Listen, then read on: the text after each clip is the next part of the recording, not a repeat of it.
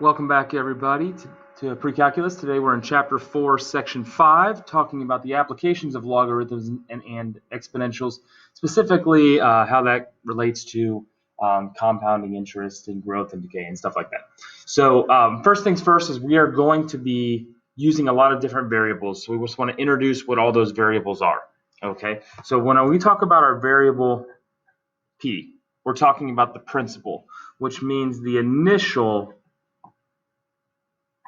starting amount, deposit, or base. Okay, what you begin with. Okay, when we talk about R, we're talking about the interest rate.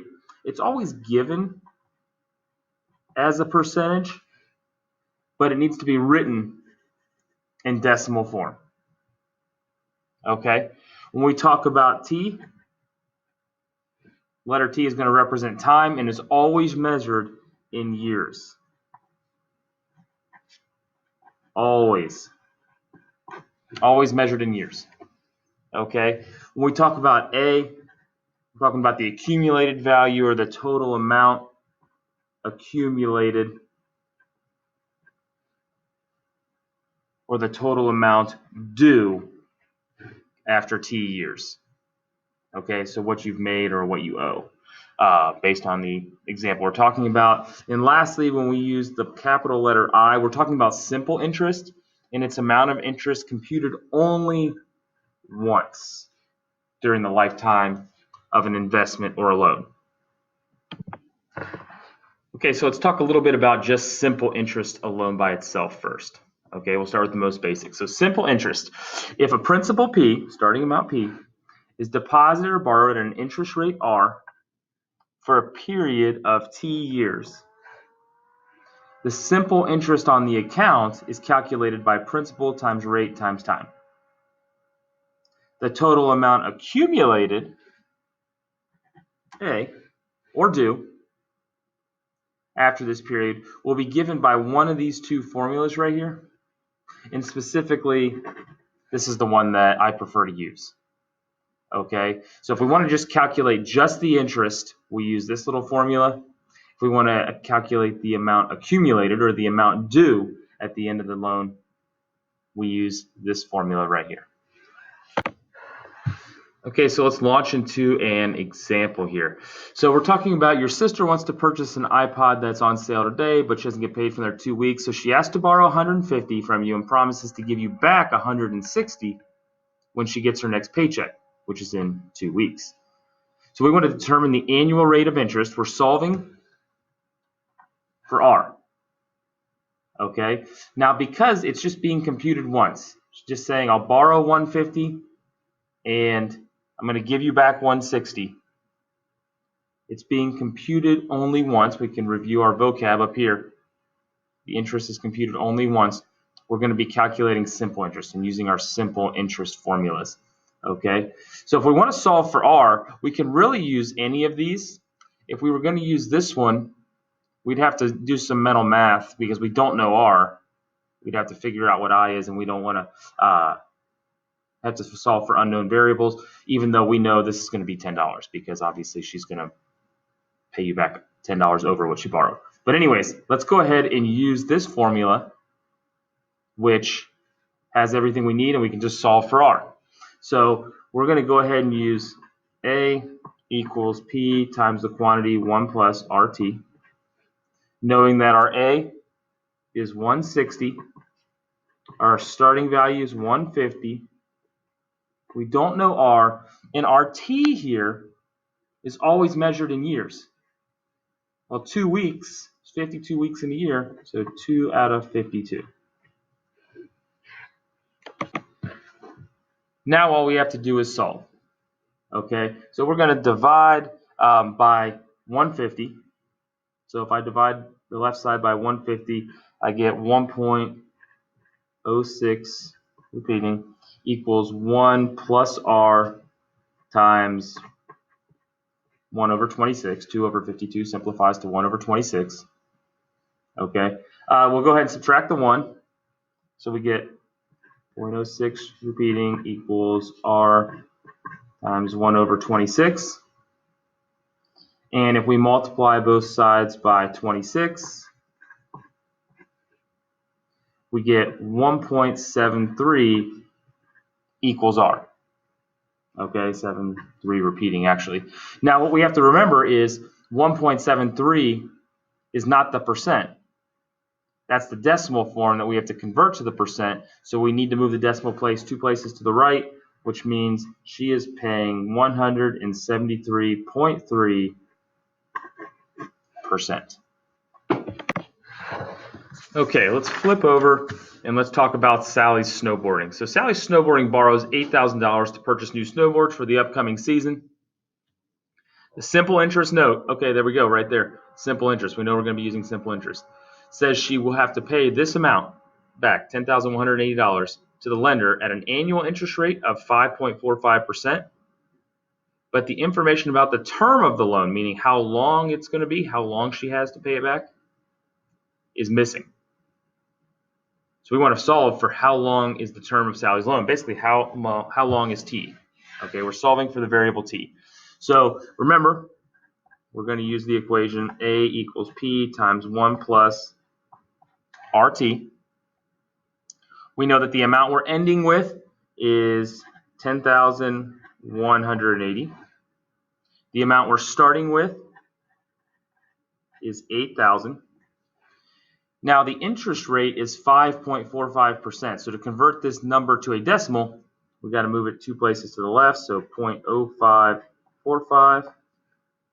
And then we do not know what t is, so let's just leave t as a variable, and now we solve. So the first thing we're going to do is divide both sides by 8,000. And if we do that, we get 1.2725 over here equals 1 plus 0.0545 t. Simple solving now. Subtract your 1, so we get 0.2725 equals 0.0545 t. And now if we go ahead and divide by 0.0545 to the other side, we get t is equal to 5 years. Okay, now let's talk a little bit about compound interest. Okay, compound interest is interest paid on previously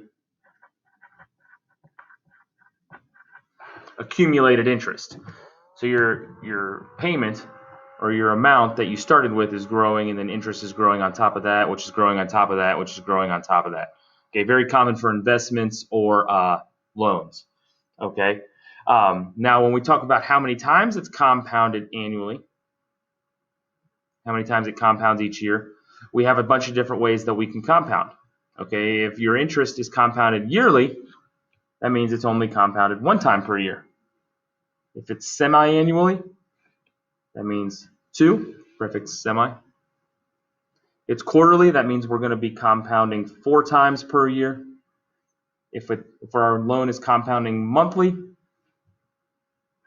that's 12 times per year. Weekly, 52 times per year. And daily, obviously 365 times per year. And okay, we can even go down to the minute or the second or whatever you want. Okay, but the compounding interest formula here is given. So it states that if a principal, P, is deposited at an interest rate R and compounded n times, so n is going to be one of these numbers up here, over a period of t years, we're going to be using this formula. Okay, let's take a look at an example using this formula now. So we've got Harry, who's earned $3,000 working a summer job at Kings Island. He wants to invest the money to save for a car that he plans on buying in 4 years. So which option below will produce the most money for purchasing his car? Okay, and here we have 3 different options. We have a money market account paying 7% compounding yearly, a CD paying 7% compounding quarterly, or a savings account paying 7% compounded monthly.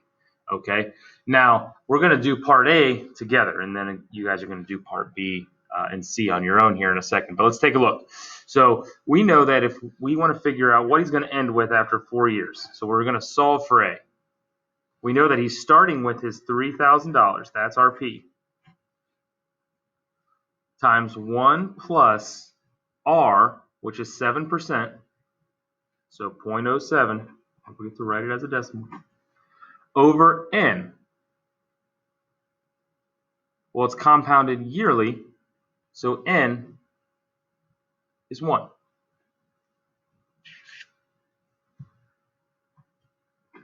To the NT, so to the 1 times, and we know T is 4 years. So if we compute that on our calculator, done, we should get $3,932.39. So now what I want you guys to do here in a second is pause your video and calculate B and C for a CD paying 7% compounded quarterly. So notice that how many times our N is changing. And then we're going to do C, our savings account, same percentage, but compounded monthly. Okay, so again, your N is going to change there. So pause your video, give it a shot.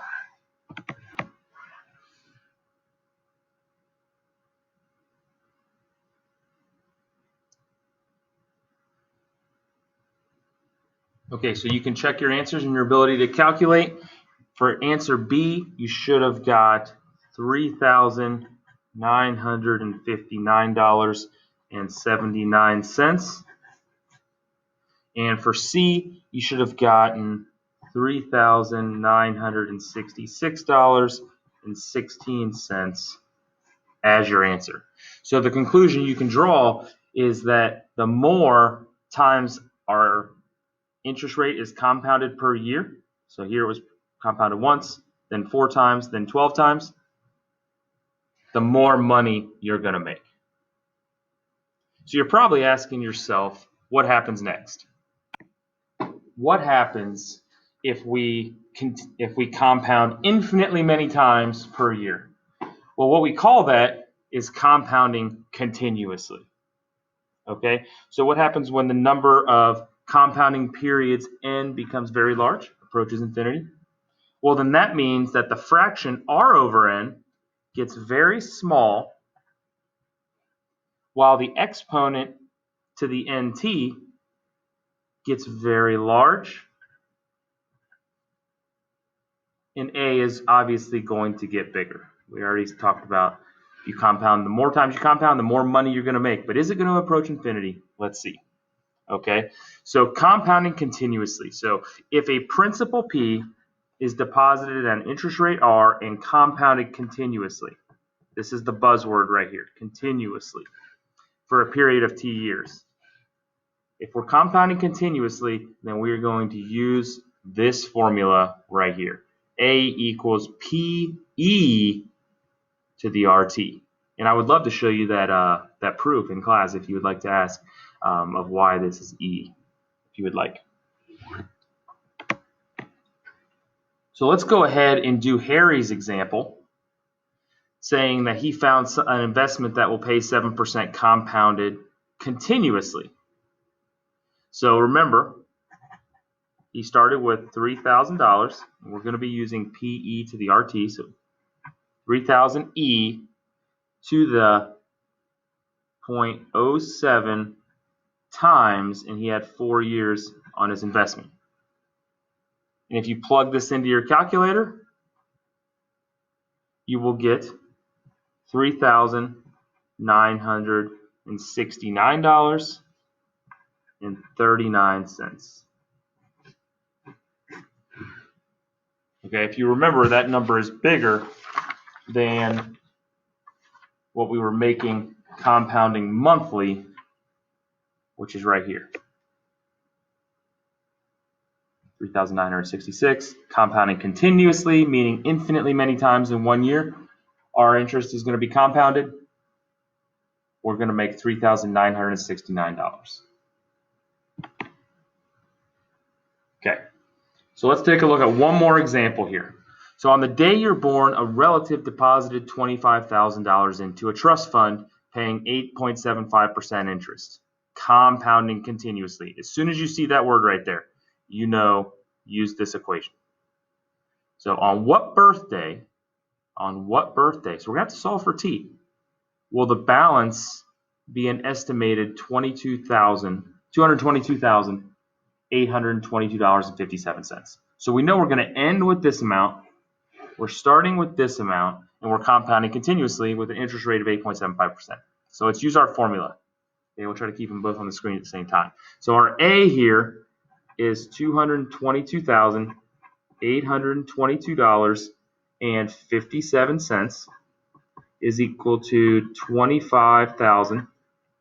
E, remember to convert your decimal or your interest rate to a decimal, so 0.0875 t. We do not know t. We want to know what birthday are you going to have $222,000.